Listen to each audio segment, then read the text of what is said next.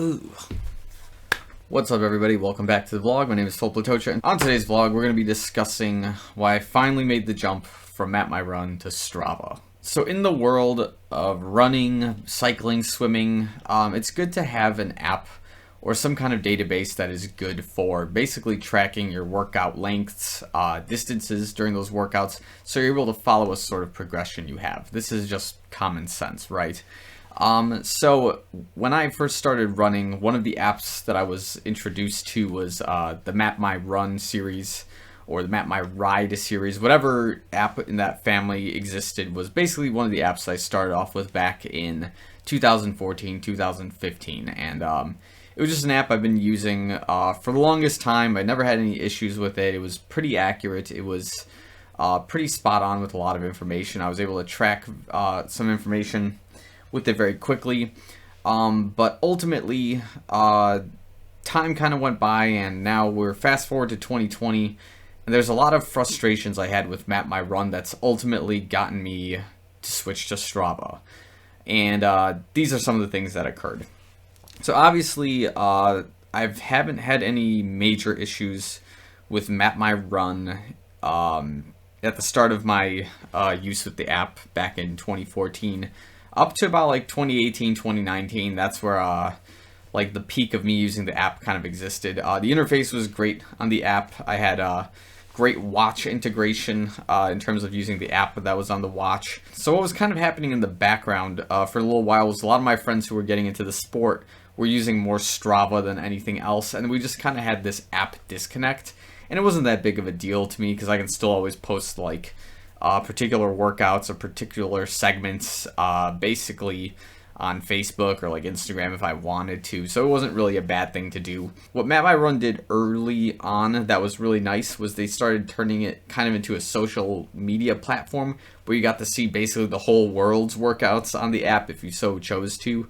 I really like that. That was a good way to start introducing yourself to other people, see what other people are doing on a daily basis. You can obviously record your workout, take your post-workout selfie if you wanted to, and it was just a really cool concept overall. But as we started moving into early 2020, there was a major change that occurred basically within MapMyRun's GPS tracking system that ultimately started frustrating me as a user a lot, and that specific update was involving the turning and like the corner, like when you're running and you're like turning a street or something or cutting a corner, the accuracy of the GPS started to change because they had implemented some new algorithm of calculating your distance when you took turns, and basically long story short, it would cut some of my runs by almost over a mile to a mile and a half less than the runs typically were. And like consistently, some of those routes would be like basically 7.5 mile routes, and now all of a sudden they were turning into 10Ks just overnight because their new algorithm said, hey, every time you take this turn, it's a lot more precise, and instead of cutting the corner like a sharp angle, which it never really did, it's basically now changing the way your workouts are being accurately recorded. And it's saying that the new update was the most accurate way of depicting these workouts, and basically in comparison to Apple workouts, which was agreeing with the original MapMyRun formula, if not giving it slightly a smidgen less distance than the MapMyRun original formula. I think it kind of upset a lot of users, maybe more me than anyone, and it ultimately made me want to try Strava out.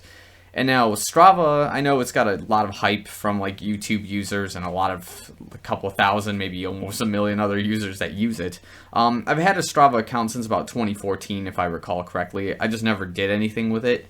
So, of course, I had a couple of friends that I run with that basically just kind of gave me the do's and don'ts with Strava. They said, you know, you can use Apple workouts and import that workout into Strava versus the other way around, which MapMyRun was doing. So you had to use MapMyRun's app to basically transfer that into an Apple workout, which I was kind of indifferent to, because I would end up manually recording some of my workouts into MapMyRun anyways, but you could use MapMyRun's app and then it would just download itself into MapMyRun's database ultimately. But with this change on Strava, now I see that there's more than 2 ways of importing a workout into the app. And of course I did both ways the first time around, so I used Strava's main app on the watch, and I used Apple Workouts and then imported that workout into Strava just to test them both out. One thing, again, maybe I'm just dumb and I'm still figuring this out, but definitely while using the Apple Watch and Strava's app, you can't press the crown button and the side button at the same time to pause the workout if you were to hit like a traffic light or something. You actually have to press the pause button on the watch, which I kind of saw as inconvenient. I'm sure there's probably a way to do this and I'm just not aware of it yet. But again, we're just a week in, so I'll figure this out. But this is what I liked about, of course, Apple Workouts and MapMyRun, is you were able to press those 2 buttons on the side to pause the workout ultimately. So that was kind of the deal with the Strava app. I thought it was very accurate to the previous MapMyRun results I had. It showed that my one usual 4.75 mile route on MapMyRun was about 4.82 miles on Strava, give or take. There were a few different changes on the route.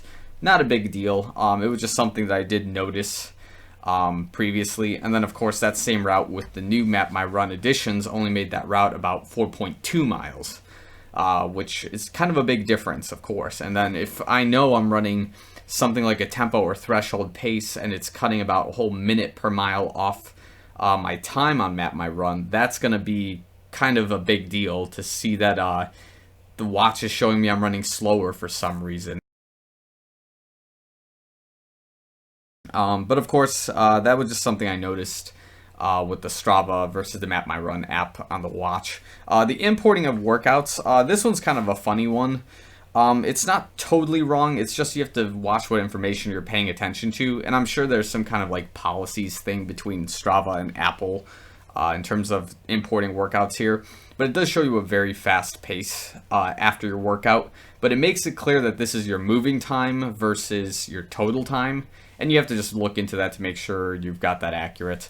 So like, for example, one of my workouts was showing that I ran almost 7 miles in like just under 40 minutes, but the total workout was about 58 minutes. And that's mostly because this particular run I was doing had a few traffic lights. So you would stop at the lights, pause the watch for 30-40 seconds, and you would continue on. And you would do that so many times depending on how many traffic lights you would hit on the route. And that's just something I had to pay attention to while, of course, I was using it. But the feature was really great. And ultimately, it's something I do like out of the Strava app. However, the only thing I'm going to dislike about the Strava app for a little while is I don't really have too many friends on it. Not that that really ever bothered me. But MapMyRun did introduce you to a wide community of people who were always liking your runs and like always talking to you. And you can always talk to them and see their workouts, give everyone compliments. It was a fun app to use. I think Strava probably has like a community function on it, I suppose. I just haven't gotten to that point yet. But again, as I continue discovering stuff with Strava, we'll get to that point. I really didn't want this video to kind of come off as like a sour grapes thing, but after using MapMyRun for over 5+ years, these changes that they made on the app, ultimately with tracking your distance, really just started making things a lot more frustrating, because you'd have to manually adjust all of your workouts accordingly to the distances that they were previously, which were verified through using Apple Workouts and through using like a navigation device to verify that these distances were correct. Again, now that we're here on Strava, I guess indefinitely, I'm happy to be using Strava for tracking my workouts. And of course, I guess for the time being, if you're watching this video or you follow the channel, definitely follow me on Strava, and I'll probably end up following you back, because I do want to start rebuilding kind of the community that I had on the MapMyRun app back onto Strava, and basically start some new friendships, send some kudos to people I don't know, and just see what everyone's up to. And yeah, that's kind of more or less where we are at right now. So yeah, it's cool to be on Strava. It's cool to be using it. It's super hyped about it. It looks really great. Definitely saves a lot of battery on my watch when you're using Apple Workouts instead of a third-party app, and then you could just import that later. Makes a lot of things convenient, and ultimately, this is going to be probably a change that's for the better, but there's going to be like 5 years of my early running information that's probably going to be lost. But anyways, that's all I've got for this video. Thanks for watching, and yeah, definitely like the video, subscribe to the channel, add me on Strava, and yeah, let's have a good time. So thanks again for watching the video. See you guys real soon.